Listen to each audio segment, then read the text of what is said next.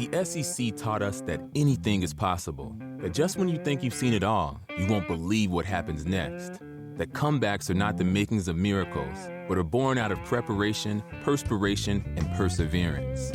As the official bank of the SEC, at Regions, we take these lessons to heart and strive to bring our best every single day. What has the SEC taught you? Join the conversation with hashtag SEC Lessons. Regions Bank, member FDIC. Live from the Subaru of Gwinnett studio, inside the Sonesta Gwinnett Place Atlanta Hotel, it's time for Regions Business Radio. Regions Business Radio is presented by Regions Bank. Brave the beginning. Member FDIC. Now, here's your host, J.D. Mealor. Thank you, Mike Salmon, for the intro. Enjoyed that SEC spot from Regions. What a great bowl season we had. Still have an SEC win coming on Monday night, I hope, coming from the bank of the SEC. J.D. Mealor here, market executive for Regions Bank on Regions Business Radio. Thank you for joining us today. We have what we've deemed in the studio the Ryan and Brian Show, Ryan Jones and Brian Andrew. Ryan is a banker with us in the Gwinnett area for Regions Bank on the commercial team. And Brian Andrew is for Georgia Mechanical. You're going to get to meet both of these guys today and listen to a little bit of a conversation about what we're doing in the community together and who we are. But let me kick off a little bit of 2021 already. I saw there's a bunch of funny memes going around on social media. One of my favorites is, I've had my 7-day free trial of 2021. I'd like to return it. While those things are funny, and worth a little bit of a laugh, 2021's here. And I think that our team at Regions and our broader team as a total bank is focused on making 2021 a very good year for our customers and shareholders. And what we've learned through 2020 is that business looks and feels different in light of COVID and remote engagement. So we're spending a lot of time talking about how do we engage deeper with our customers and our prospects when everything is essentially virtual. We used to be, at least my team and our team around Atlanta, we used to be really good at the drop-in, at the handshake at the coffee shop, and those things are on pause for now. So how do we go about building and deepening relationships in 2021? It's something that we're committed to, that we, the use of technology, and I think, too, will be our commitment to make sure that our customers know more about how we see them based on how they're transacting business at the bank. Using technology in a way that allows our customers to know things like, what does your line of credit usage look like? Or there seems to be some transactions that are taking place that are you aware that, I'm not talking about fraudulent, I'm talking about just different activities. So we're going to use technology and data analysis to strengthen our relationship with our customers in 2021. And then as from a more practical standpoint, is just sort of leaning into meaningful conversations and how things are going. I think my opinion is that anymore in the banking business, especially in the commercial world, there's going to be a trend away from rate and fee and towards value and knowledge. And that's what we're committed to. So if you're an executive, if you're an owner of a business in and around Gwinnett or Metro Atlanta, and those are the types of conversations that you want to have, we're happy to have them. We are also looking, if you will, to bring people on to help us to share this message more broadly. So if you're out there and you're a commercial banker with experience that likes what you hear about Regions, we look forward to hearing from you as well. Keeping with my theme from last month, I think in today's world where there seems to be a lot of, I don't want to say anger, but there just seems to be some discomfort around.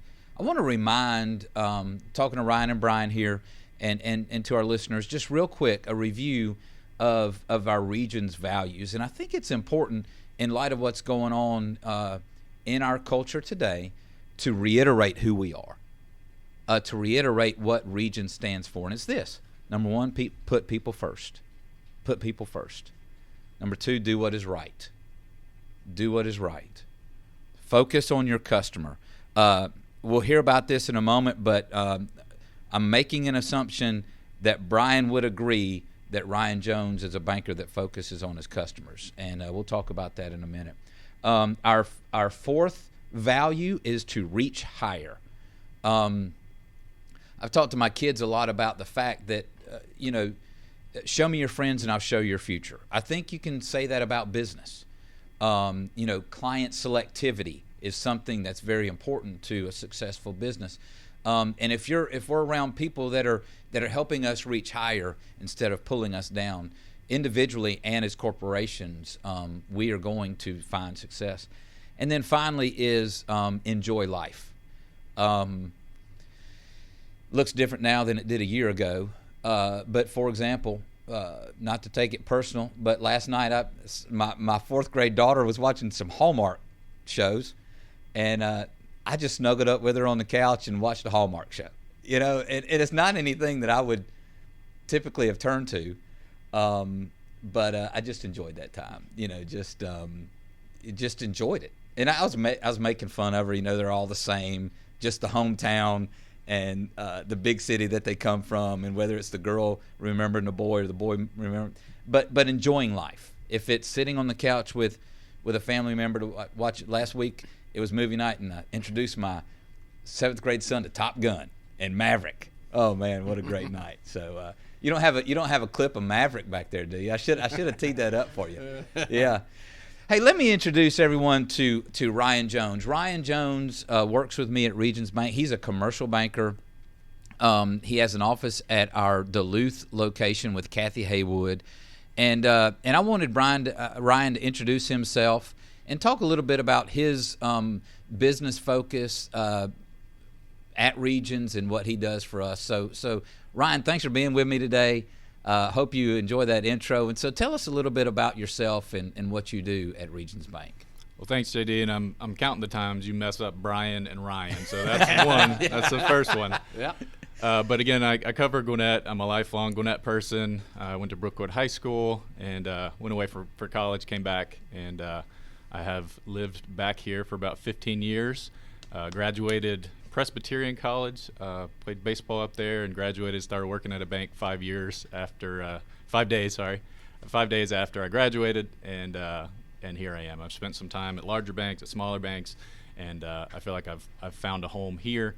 Came on board at the end of 19, so normally that'd be about a year of tenure, but I feel like 2020 kind of counted for probably about a decade of service here at Regions. So love the team, love you, and happy to be here. Yeah. We look at that 1 year anniversary, and it feels like you said, a decade. I mean, you think about starting, and then you go through PPP and all of those things. When I go through the Region's values, which one resonates most with you in your own heart and your own practice? Yeah. So, to be honest, you kind of prepped me for this a few days ago. You told me to look at the values, and honestly, I didn't have to go too far. I looked at the first one, and I looked at put people first. And to me, to expand on that a little bit, it doesn't say put just your customers that make you a bunch of money, or just your friends at the bank, or just any particular type of person. It says put people first. And it's really one of the main reasons that wasn't spoken to me prior to joining Regions, but it's really one of the reasons I'm here, in that it matches up with me and my life's mission, which is very simply to live a life of service and to love other people. So I think if I can wake up every day and if I can say, how can I serve somebody today, and how can I show love to somebody today, then I think I've done a pretty good job. And one thing that we may not know about J.D. Mealor yet is that he's a quote machine, right? So I don't know if he's done this on the previous podcast, but I feel like it's probably a requirement that if you come on the podcast, you have to share a quote. So I'm going to try. I might butcher it. So a book I'm reading is called Believe in People. Charles Koch is the author, but the quote that stuck out to me is a good society is not made up of grand schemes or bold designs. It's millions of small, caring acts repeated day after day. Oh. All right, say that again. I did it once. No, you got to say it again. That is really good. Yeah. So, and I think it's very applicable to today, right? So a good society is not made up of grand designs or bold decisions. It's made up of millions of small, caring acts repeated day after day. I meet with some, you don't know this, but I meet every Friday at Papa Jack's restaurant down in Brazelton. Nice. Amanda loves that. I go to Papa Jack's and I meet with middle school boys, and we have a man's breakfast, Nice. And we talk about that life isn't made up of 5 or 6 big decisions. It's made up of a million small ones, and the decisions that we make now are going to have an impact for their entire lifetime. I'm going to have to read that book, too. Wow, that is really good. Put people first. Thank you, Ryan, because, you're embracing of that, and the way that you see it is refreshing to me. I just, after, Brian, I don't know about you, but, I tried to take Twitter and Facebook off my phone. I'm tired of the sort of cesspool of stuff that's coming. Yeah. And Ryan, for you to say, it says put people first. I mean, it's almost an emotional reaction that I have, because we need more of that. We have these these labels and I'm not going political in a banking podcast. I'm saying that at Regions we see people, and we know that at our branches or in our commercial banking unit. There are people that are going through stuff. Here's an example. So I have a neighbor, lives across the street from me in my neighborhood in Brazelton, and this summer they made a banking change to Regions. Well, his name's Paul. He has a son, Garrett. About a month ago, find out that there's a bad medical diagnosis in Garrett's life. And, that's dramatic for any parent to hear when their child has a dramatic, medical diagnosis. So Paul's panicking. I mean, he's got to be at the hospital. He's got to take care of his son. He's got to do he's going to be the dad. Well, our team at Regions responded in just a natural way to help them get their accounts set up, to deal with this situation. Because his life turned upside down with one sentence. And when we put people first, within policy, within procedure, within regulation, but if we focus on our customer or people in general, we'll be better. Yeah, and I think we'll be better. I think you talked about a couple weeks ago creating a culture of kindness, and I think what happens when you put that out into the world is, end result, is you end up being surrounded by people like Brian and companies that share that similar vision as you do. Yeah, what a great segue. Thank you, Ryan. That's a great intro. We didn't even plan that out. I mean, you're experienced podcaster already. To my left here is Brian Andrew, and he's been waiting patiently. I hope you've enjoyed sort of our intro. Brian, tell us about yourself and Georgia Mechanical and what you're listening here. All right. So first of all, JD, thanks for inviting Georgia Mechanical to be part of this. I'll tell you, Ryan said that you tipped your hand about the core value or key value proposition to be discussed today. Full disclosure for me, I had no idea which of your key values we'd be talking about today, but it just so happens, coincidentally, that it is Georgia Mechanical's primary key value. If you visit our website, georgiamechanical.com, you'll see the banner at the top says, "Our people make the difference." Wow. Now, we did not go in and mysteriously edit our website here just while I've been sitting here across a microphone from you guys. It's really words that we live by. So we went through a major redesign of our website, actually, over the course of the last year. And kind of the way that went was that I facilitated a big discussion in our conference room over the course of several weeks and into several months. And we put up on the whiteboard as we were brainstorming, we wrote down all of the great things that we think we have at Georgia Mechanical. And there was one common thread through every single set of words that we wrote up there. And it all came down to the people of Georgia Mechanical. Wow. So it's kind of funny because then we started going through photos and job site photos and some of the service work, really cool stuff that we do with our service department. And there was one thing that was missing from most of those photos. Your people. People. we would take photos of all these really cool, massive chiller towers that our service department replaced or rebuilt, or a massive Amazon warehouse that our construction group had just done the work on, but we didn't have our people in there. So we are taking steps now to make sure that we have some of our people in our photos, because that is very central and core to our message. It's very much who we are at Georgia Mechanical. Very cool. Very cool. Yeah, and we didn't even plan that. No. Beyond the fact that Georgia Mechanical is focused on people, and I'm thinking about the Georgia Mechanical guys I see at my building sometimes. Yeah. Very kind. See them at the elevator. Yeah. Welcome. Hey, how are you? We still can't figure out my thermostat, but that's an off-the-record conversation. We'll get somebody right there, JD. It's not digital. Who's listening in the office? I think that thermostat's been there since the building was put in, but I digress. Beyond the fact that Georgia Mechanical is focused on people, and putting people first, tell us a little bit more about their product offerings and the history of Georgia Mechanical. Okay, so Georgia Mechanical was founded in 1987. We're currently in the second generation of ownership. I'm president and CEO now.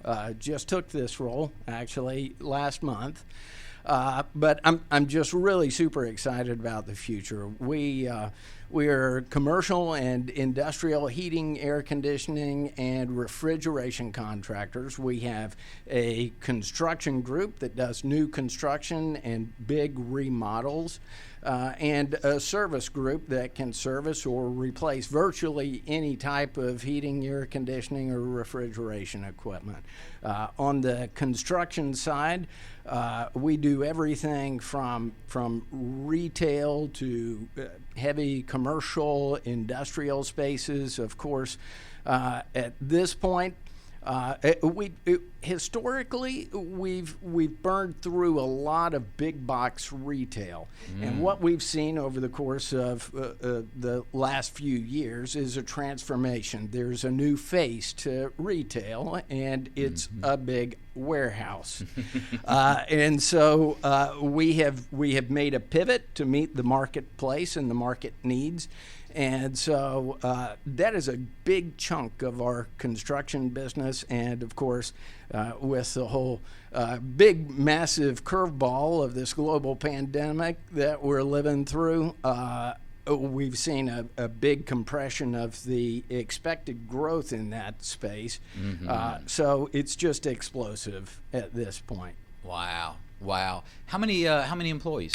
Well, we have just over 100 employees right now. A lot of our travel work is done by contract workers too, but these contract guys are very much part of the Georgia Mechanical team as much as our in-house employees are. Are they driving Georgia Mechanical trucks and wear Georgia Mechanical shirts? They wear Georgia Mechanical shirts. A lot of times they're traveling in their own vehicles just because of the distance. Like we just recently completed a project in Kent, Washington, in Washington State. So a lot of times they're not in Georgia Mechanical branded vehicles, but definitely Georgia Mechanical shirts. They're Georgia Mechanical workers. Gotcha.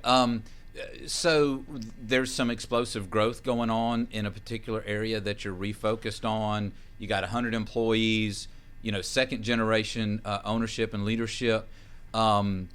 Just out of curiosity, are you guys looking to find new experienced help, laborers, workers, technicians? Yes. At Georgia Mechanical? We always are. I mean, that is, and part of my message to our folks, our managers, is even when you think you don't need field help, you do. So the right time to hire somebody is when you meet the right person to join the Georgia Mechanical team. So absolutely, our service work is consistent and steady. Of course, there's a seasonal component to that, but part of the benefit that we offer to our team members at Georgia Mechanical is that even when field work is slow, our core group of people are still getting their paycheck every week, and there are not many companies like us that do that. And so, again, especially on the service side, the work is seasonal. But we make sure that everybody is getting 40 hours a week. And this was true even through the COVID period. And so even when we didn't have to, we were still taking care of our folks. And we've had a flood of people come through that are looking for employment because other companies around town have let them go through this time period. But all of the people that we had going into this are still employed by Georgia Mechanical today, and not a single one of those guys has gotten a paycheck for less than 40 hours. Wow. Can I make a quick note? Just something you said stuck out to me. You was talking about in the middle of COVID. I think it's worth noting that we kind of onboarded Georgia Mechanical at the height of the pandemic. I mean, the week the world shut down was when we were just getting ready to sign them on. And at that time, as a banker, it was kind of a time where there was a lot of emotions coming from a lot of people. I was getting, feedback. I was getting a lot of emotional responses from a lot of people. And the thing that stuck out to me is you really got to know who somebody really was through that period. Oh, yeah. And with Brian and with GMI, what I came to find out is Brian would always say, what's the plan? How do we get there? He's very process-oriented. And as long as he knew the plan, he was good. He was patient. And that's something that I will always remember and always value from GMI is just the patience and the respect and the trust during a just insane time for everybody. Yeah, what an interesting point. So I have a minor in psychology. I'm not going into psychology here, but I'm thinking about the work that you do, and the fact that you can't shoot from the hip when you're running a mechanical business. No, there has to be a plan. Yeah. So what can we learn? So in the banking world where we're very, it's highly competitive, very commoditized. Everybody's got loans, everybody's got checking accounts, and sometimes I think we're guilty of trying to run too fast to get a deal done or something like that. But if we have a plan, You know, if you just rushed into an Amazon warehouse without drawing, only to get it done to get the check, Yeah. I don't think that'd work out very well. Right. My point being, Right. planning matters, and meaningful conversations matter. Yeah. How about from your perspective during that time of COVID, working with Ryan, the quality of the conversations? You know, not only were they helpful, but, you know, were we able to engage in the idea of a plan throughout those conversations? You get what I'm saying? Yeah, I do. And so I got to say, you know, as challenging as it was, the communication with Ryan about the plan, I would ask a question. Ryan would say, I'll get back to you. I would know that Ryan would be working away in spite of the communication challenges. You know, when we were trying to get the PPP loan through, you know, I was texting Ryan, I think one night at almost 10 o'clock, you know, and I've never had you talk about people and relationships, and I've never had that kind of relationship with my banker before. But, you know, the planning, the communication, in spite of all of it, and all of its challenges, it was really solid. And so I'm going to see if I can pull a quote out for you, Jim. Yeah, okay, I love them. Okay, so this is a Dwight Eisenhower quote, and he said, "In preparing for battle, I've found plans to be completely useless, but planning to be totally indispensable." And so it's not like we could go into this whole COVID thing with a prescribed plan, like a step-by-step, how we were going to get loans processed, with everybody being remote, clients, attorneys. I mean, the whole thing. Yeah. I mean, nobody could prescribe a plan that would fit, but planning and adapting. And so I think that's a big component of the Eisenhower quote, is that planning. So we have an idea for how we can make this thing work, but we also know that we're going to have to adapt and change based on changing conditions, right? Two great quotes from today. Yeah. How about that? And I love that, even from a business standpoint. I was on a Zoom meeting yesterday with the Gwinnett Chamber, and there was a gentleman there that has a business that does business plans, and I'm thinking about the plans, and in the Eisenhower quote, the fact of planning, it's constantly happening. Yes. You know, tweaking. Yeah. One final question: as an executive, think about how I want to ask this, but does it erode confidence in your banker if they have to tell you, "I'm not sure right now, let me get back to you"? Not a bit. Actually, quite the opposite. I appreciate complete honesty. And so I, for one, I'm never going to make up an answer. If I don't know the answer to the question, I'm going to shoot you straight, and I'm going to say, look, I don't know. And a lot of times I'll say, you know, I don't know the answer to that. I'm going to have to talk to somebody smarter than me, and I'll get back to you. Because usually it's a technical question that you know, I'm not even going to venture a guess on. Yeah. And so I appreciate the honesty and the transparency that, you know, I don't know, but I will get the answer for you. And coming from Ryan, I know that when he says those words, that I can count on him to get an answer for me. Perfect. Thank you for letting me ask that question. I think there's a leadership lesson in there somewhere, because you know, we live in a microwave society, and I'm afraid that our younger generation of business leaders may be defaulting to the fact that if they don't have the answer right now, then they're dumb, or they're ill-equipped. When in fact, every time I've found that I didn't have an answer to a client's question, I improved because I was able to go ask a subject matter expert, what do we do about this? And I'm like you. It may be a credit question. It may be a treasury management question or investment question.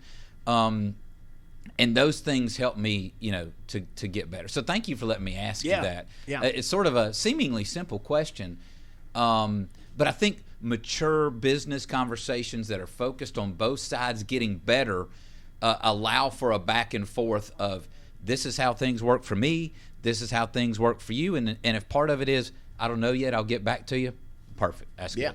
Wow. We learned a lot about Georgia Mechanical today. Cool. And you and your leadership, and I got to tell you, I'm going to track down that Eisenhower quote. I like Eisenhower anyway. I mean, years ago, someone asked me what my dream job was, and I'd like to say it's market executive for Regions Bank, but my true dream job would be the chairman of Augusta National Golf Club. Although Dwight Eisenhower was never the chairman, he was pretty close. And some of the things he did over there, engineering the ponds and stuff like that. Yeah. So anyway, I chased another rabbit. Let's talk for a second about community. People are important. Not just the people that work for us, not just the people that buy from us, not just the people that come to us for service, but people in our communities are important to both of our organizations. Ryan, do you mind telling us a little bit about your commitment to the community through the food bank? Give us some information on that. Yeah, I think we need a longer podcast, but just real quick. So a couple years ago, it started as a thing that I was trying to do with my son. When he was good at school, we'd give him $1 for himself and $1 he made a giving box, right? So you'd put $1 in the box. When the box filled up, we would go to Publix, get cans, and then take them to the food bank and deliver them, and kind of as a physical thing to say, here's what we're doing, right? And so that happened a few times. The people were so nice to me. I said, you know what, I should probably help these guys out a little bit. A lot of people are older. And I found that if you have some muscles and you have a pickup truck, you're a very valuable person for any nonprofit organization that deals with people. But muscles in a pickup truck. Muscles in a pickup truck are a valuable thing. So I started helping with that. And what I found is I talked about my life mission of serving, loving other people, and I found it a very practical way to show someone that you love them is by helping them with food, right? It's a messy thing. It's a hard thing. I have food products now that are 4-letter words to me in terms of like milk, for instance. Milk is very perishable. It's very heavy. Milk and me don't have a great relationship due to, but just the things that it's not an easy thing to do, right? Yeah. It's a messy kind of thing, but the relationships and the instances of just the individual instances of people that are going through so much, going through sickness and addiction and fear and anxiety and all the things that we've all gone through in this past year. And they're so thankful to just get a week's worth of food for their family, right? And I've seen people that have come to get food that donated the only $4 that they've had. I've had a gentleman in a nursing home that has literally called me and he couldn't write the check. He had his caregiver write the check so he can make a donation back to the food bank. Oh, wow. For food. And just stuff like that. We do stuff at the schools that inspires me as well. We do a Friday night food fights where all the local schools, they do a food competition. Then we go on the football field. Obviously, that was different this year. But you know what? Even through COVID, they raised $25,000. 8 schools participated. They raised $25,000 amongst the schools to go to not only our food bank but other food banks in the area. But just stuff like that, it fills my cup. Okay, so you got to be specific. Which is your food bank? The pantry at Hamilton Mill. The pantry at Hamilton Mill. And you every Saturday morning you're driving a box truck. You're working, putting stuff together, and getting food out to families. Yeah, so we do pickups. I actually kind of started with the box truck. I've learned in life one of the things is if you struggle with something enough, people will notice and start to feel a little sorry for you. So we actually have a team that does the pickups now. So I lead the food bank. My job title is the director of the food bank, and that's kind of my thing. But yeah, just to talk a little bit about this year, maybe. Last year when I started, we served about 180 families a week. So fast forward March 14th, the first Saturday that we had to literally, just as companies and everybody else, had to totally figure out a totally different way to do things. So we started doing a drive-through. We had 295 families show up on that first week. That 295 turned into 400. That 400 turned into 500. And now we're doing 600 families every single week that come through 6:30 in the morning. If you get there at 6:30, the parking lot is completely full of probably 150 cars that are already there, lined up to get the food. 1 million pounds of food left our doors in 2020. Oh, which my is goodness. just, it's sad. Wow. It is. Wow. So, yeah. That's our live studio audience. I like it. So Brian, tell us a little bit about Georgia Mechanical's focus on the community and what y'all do to support. Yeah. So every year around the holidays, Georgia Mechanical selects a local charity or a family in need to support through the holiday season. Over the course of the last year, and talking to Ryan, he has a very strong passion for the pantry at Hamilton Mill. And so as he would talk about it, I kind of socked that away in my memory bank. And so this year came around, and I talked to the leadership team at Georgia Mechanical, and we decided that the pantry at Hamilton Mill would be our charity of choice for this holiday season. And so the way that works is that all of our employees are given the opportunity to make a donation, either in cash or we'll deduct it out of their paychecks. Mm-hmm. This is their money. And the company matches dollar for dollar what our folks decide to give. Oh, wow. Yeah. And so I am very pleased to present the pantry at Hamilton Mill a check for $2,300. Yes, thank you. That is wonderful. Oh, my goodness. Yeah. Brian, that is awesome. And thank you to all the employees at Georgia Mechanical as well for jumping on the vision. And what a blessing. How many people will that feed, Ryan? So, just to give you a little background on another quote, I don't know the whole quote. Jim Valvano, when he goes on ESPN, and he says, one thing you got to do, you got to laugh. If you laugh every day and you cry every day. So Brian definitely got me with the crying that day. I thought he was talking about himself, just giving his individual gift. And then he actually sent me an email. I was on a Zoom call when he sent me the email. I was leading the call, and I had to stop. I was moved to. I had to. Nobody knew why I just all of a sudden, was overcome. But it's moments like that's what you live for, right? I mean, when somebody does an act like that. It's just amazing. So I just did the official calculation. That's 28,750 pounds of food that we can put out. We have a relationship with the Atlanta Community Food Bank where we can buy food for very cheap. So that $2,300, 28,750 pounds that'll go out to our community. Wow! Nice. Thank you very much You're to welcome. both of you. I mean, what a wonderful partnership. I think. In closing, I think that's a wonderful picture of the fact that when not just successful businesses, but when people with a like-minded approach to people or business get together, it's really what our communities need to have an impact. I mean, Georgia Mechanical is an iconic brand, and in the region, based in Suwanee certainly, and then Regions is well known. And when you put those two things together, it's pretty good. Yeah, it's pretty good. But when you put Ryan and Brian together as representatives for both of those organizations, it makes it even better. It just comes back to everything is about people. It's all about people. Any closing comments? I don't think so. I think you've covered it all, JD. What a great morning. Yeah. This it was was great. good. Yeah. How about you, Ryan? Any closing comments? I think you have operating orders from now on. You got to get the people prepared with the quotes, because I think, we've been through a couple quotes today. I think it helped us out, but, this was awesome. Went great.